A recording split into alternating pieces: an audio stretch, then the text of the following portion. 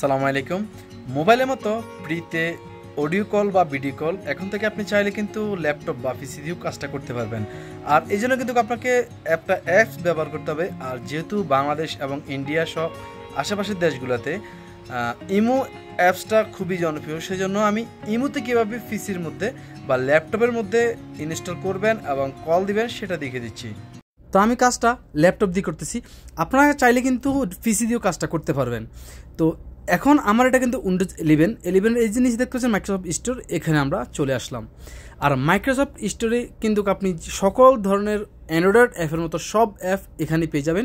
যদি আপনার অ্যাকাউন্ট করা না থাকে তাহলে আপনি মাইক্রোসফটের একটা অ্যাকাউন্ট করে নেবেন। আর কীভাবে মাইক্রোসফটের অ্যাকাউন্ট করবেন সে নিয়ে আমার এই চ্যানেলের মধ্যে ভিডিও দেওয়া আছে, আমি স্ক্রিনে দিয়ে দেবো, সেখান থেকে দেখে নিতে পারেন। এখন চার্জ বক্সে আমরা ইমো লিখে চার্জ করব। তো দেখেন আমি ইমো যখন চার্জ করলাম, চার্জ করার সাথে সাথে কিন্তু আমার এখানে ইমো ডেস্কটপ প্রিকল যে অ্যাপসটা এটা চলে আসছে। মোবাইলেরটা একরকম অ্যাপ, এটা কিন্তু আরেক রকম অ্যাপ, কিন্তু দুইটা কাজই এক। এখন আমরা এখান থেকে যেই ইমোর যে প্রিকল অ্যাপটা এটাকে ওপেন করে নেব।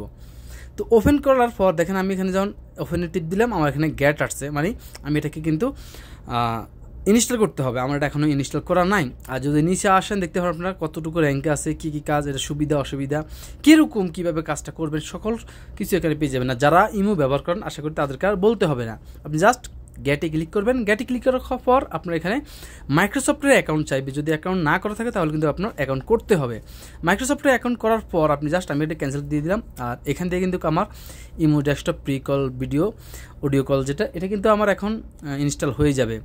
আর অ্যাপসটা খুবই ছোট, মাত্র 9 MB যে অ্যাপসটা, এটা এখন ডাউনলোডিং হচ্ছে, এই জন্য আমাদের একটু অপেক্ষা করব।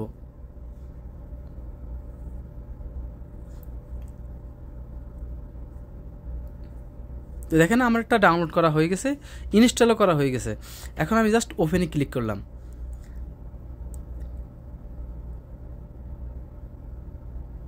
দেখেন ওপেনে ক্লিক করার পর আমার সামনে এরকম চলে আসছে। ধরেন আমরা এখান থেকে কেটে দিলাম, আমরা সরাসরি ইমো অ্যাপসের মধ্যে গিয়ে প্রবেশ করব। সেই জন্য কিন্তু আমরা এই দেখতে পাচ্ছি নিচে চার্জ বক্সে এসে এখানে ইমো লিখে চার্জ করব। তো ইমো লিখে চার্জ করলে দেখতে পাচ্ছেন আমার এই যে ডান সাইডে ইমোর পুরো সেটিংটা সব চলে আসছে। আমি এখানে ফিন টু টেক্সট বারে দিয়ে দিলাম। তো টেক্সট বারে দেওয়ার পর আমার এই যে পিসির বা ল্যাপটপের নিচে চলে আসবে আপনার, এখান থেকে আবার আমরা ওপেন করব। তো এখানে আমি ক্লিক করলাম, এখন দেখেন আমার এটা ওপেন হয়ে গেছে। এখন আমার এখানে কিন্তু ইয়েস অর নো সার্চ, মানে আমার এটা ডেস্কটপ ভার্সনের ওপেন করার জন্য।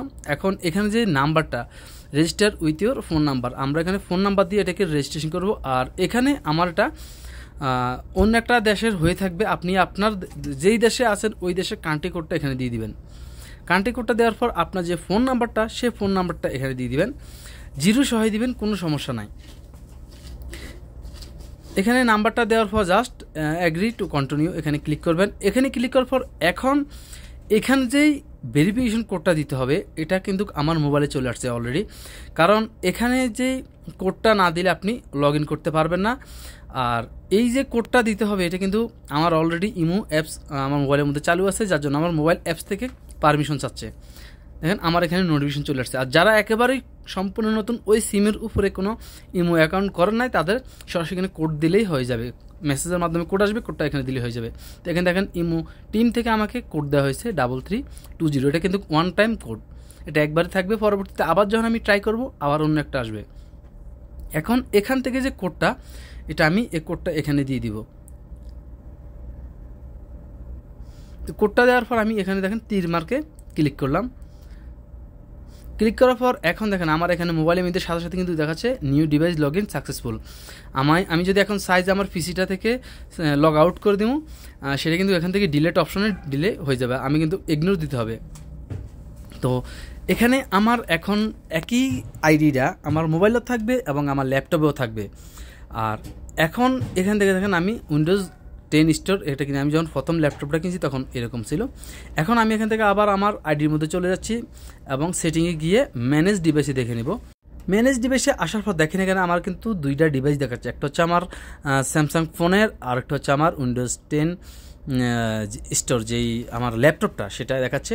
তো এখান থেকে যদি আপনি চান যে উইন্ডোজ অপশন যেটা, এটাকে আপনি ডিলিট করে দেবেন, সেক্ষেত্রে কিন্তু আপনি জাস্ট ডিলিটের বক্সে টিপ দিলে ডিলিট হয়ে যাবে। আর এখানে এখন আমার যে পিসির মধ্যে যে এরকম এখানে আমার কন্ট্যাক্ট এবং চ্যাটস সবগুলো কিন্তু এখানে চলে আসছে, মানে আপনার মোবাইলের মধ্যে যতগুলো নাম্বার সবগুলো কিন্তু এখানে শো করবে। চ্যাটের মধ্যে আপনি যদি আসেন, দেখেন চ্যাটের মধ্যে এখানে আমি যতজনের সাথে চ্যাট করছি এগুলো কিন্তু সামনে দেখা চার যেগুলো হলুদ হয়ে আছে এগুলো কিন্তু অনেক আগের। তো এখন আমি আনিস ভাইয়ের সাথে চ্যাট করব এবং কল দিব, টেস্ট করব। তো টেস্ট করার জন্য এখন আমি এখানে লিখলাম কই, জাস্ট 3 মার্কে দিলাম, আমার এটা চলে গেল। আর এখন আমি আসলে আপনি এখান থেকে যদি কোনো ফটো দিতে চান ফটো দিতে পারবেন, কোনো সমস্যা নেই। যদি আপনি কল দেন, অডিও কল, ভিডিও কল সবগুলা কিন্তু সেম মোবাইলের মধ্যে যেরকম এই পিসির মধ্যে বা ল্যাপটপের মধ্যে সেম একই রকমভাবে কাজ করতে পারবেন। আপনি যদি কোনো ফটো পাঠান সেক্ষেত্রে ফটোর মধ্যে টিপ দিলে আপনার ওখানে নিয়ে যাবে, আপনি এখান থেকে সিলেক্ট করে দিলে এখানে সেন্ড হয়ে যাবে। তো আমি এখন আনিস ভাইকে ভিডিও কল দিয়ে দিলাম, দেখেন আনিস ভাই ভিডিও কল রিসিভ করছে। ভিডিও কল এখন আসলে আমি কথা বলি নাই, এটা আমি কেটে দিচ্ছি।